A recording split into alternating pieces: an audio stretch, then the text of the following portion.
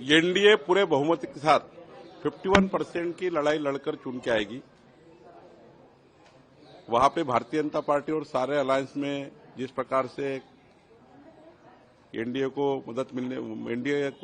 बहुमत मिलने वाला है, हमारे प्रधानमंत्री मोदी जी के मार्गदर्शन में हमारे अमित भाई, हमारे नड्डा जी, वहां के सारे भारतीय जनता पार्टी के हमारे नेता, इन्होंने जिस प्रकार से चुनाव लड़ा है, मुझे लगता है कि मजबूत एनडीए वहां से उभर कर आएगा।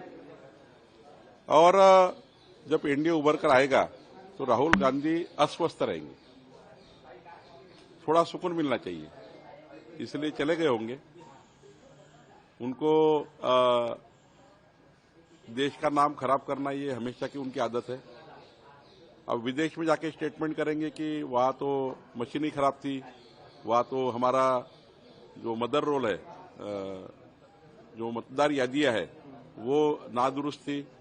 ये सारे ठिकरे फोड़ने के लिए कुछ ना कुछ बहाना बनाते हैं। अब वो विदेश में जाकर और कुछ वहां से देश का नाम खराब करने का प्रयास करेंगे। सर, आरजेडी के नेता हैं तेजस्वी यादव की पार्टी के राजा सिंह, उनका स्टेटमेंट आया है कि अगर किसी भी तरह की धांधली या फ्रॉड अगर होता है इस काउंटिंग के दौरान तो हम बिहार को नेपाल या बांग्लादेश बना देंगे। देखिए, देश की लोकशाही, जो हमारी देश का जो संविधान है, मजबूत संविधान है।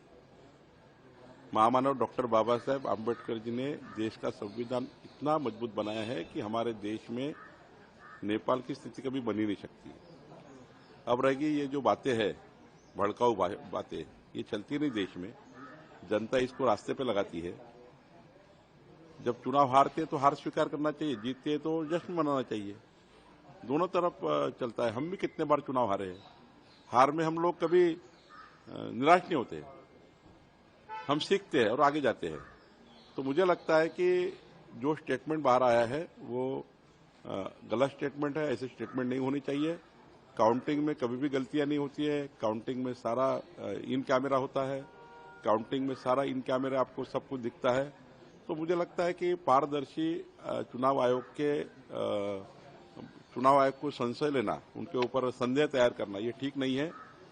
जो भी काउंटिंग होगा वो तो सारा डराने की कोशिश की जा रही है। जो चुनाव के जो काउंटिंग ऑफिसर, मशीन में वोट तो बंद हो गए, अब क्या डराओगे? मशीन को डराओगे? ऐसी भाषा करके मशीन डर जाएगी?